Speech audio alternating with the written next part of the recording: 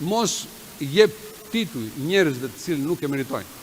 Mos krijo punë për të përshtatur njerëzve, por ti ke strukturën dhe në bazën e strukturës të përgjegjësive të rolit që do të luaj do të gjesh një rrugë e dur.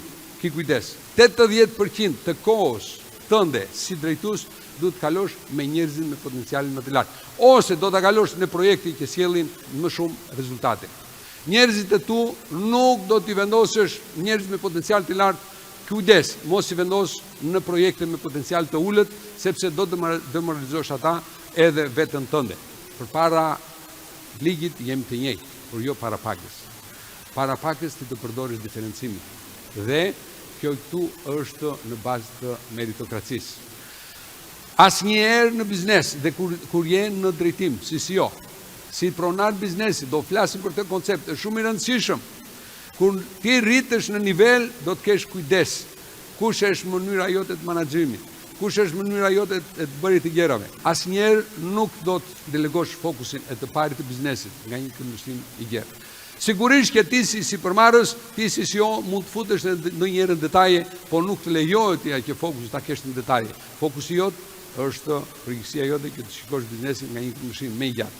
Duhet të mbash në biznes, duhet të mbash kontakte edhe me njerëzit të cilë raportojnë tek ata që raportojnë tek ty. Për shembull, nëse ke 10 veta në skuadrën tonë apo 7 veta që raportojnë tek ty, duhet të mbash kontakte edhe me njerëz që janë poshtë asaj. Pse?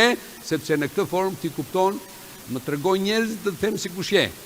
Më tregon njerëz të skuadrës tënde për të parë se vërtet ai lideri që ti ose ai drejtuesi që kërkon organizata jote që të menaxhohet. Nëse zhytesh vazhdimisht në një detyrë, në një punë, në detaje, kjo tregon ose ke probleme me menaxhimin, ose ke probleme me njerëzit. Ki kujdes.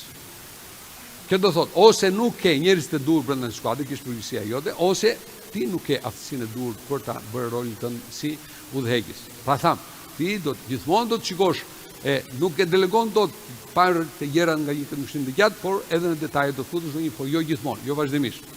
Nëse fillojmë një biznes, në momentin e parë duhet të bëjmë çdo gjë vetë, se duhet të kuptojmë, të prekim gjërat vetë. Por sa shkojmë dhe rrisim njerëzit brenda organizat, 10% të vendimeve duhet t'i marrësh vetë. Nuk mund t'i lësh gjitha vendimet, t'i delegosh të gjitha vendimet. Sigurisht që ti mund të delegosh punët, por nuk mund të delegosh përgjegjësitë. Përfshi njerëzit në vendimarrje, nëse do vendime të sakta. Nëse i përfshi njerëzit në vendimarrje, ata marrin përsipër edhe ato pjesën që thuhet përgjegjësinë për ta realizuar, sepse marrin edhe pronësinë e vendimarrjes. Krijo një plan kompensimi, por kujdes.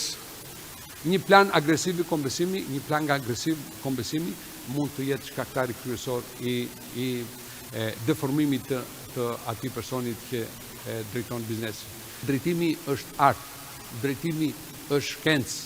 Shkenca e kujt, e planifikimit, organizimit, motivimit, kontrollit.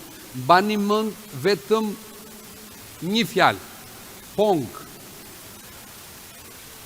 Po do thot planifikim, O do thot organizim, M do thot motivim, dhe K do thot kontroll. PONG.